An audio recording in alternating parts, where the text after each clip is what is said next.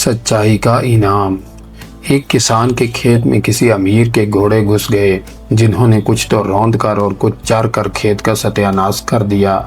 کسان غصے سے بھرا ہوا امیر کے پاس گیا اور کہا کہ آپ کے گھوڑوں نے میرا کھیت تباہ کر دیا ہے۔ امیر نے کہا، تمہارے خیال میں کتنا نقصان ہوا ہوگا؟ کسان نے کہا، 50 روپے کا۔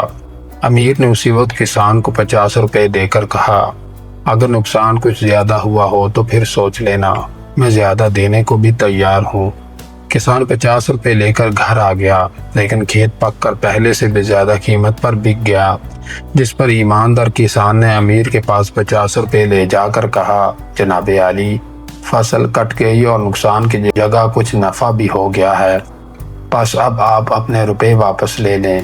یہ سن کر امیر نے ان 50 روپوں کے ساتھ 50 ہی اور ملا کر کسان کو پورے 100 روپے دے دیے اور کہا، یہ نقصان کا بدلہ نہیں، تمہاری ایمانداری کا انعام ہے، شوق سے لے جاؤ اور اسی طرح ہمیشہ سچائی پر قائم رہنا۔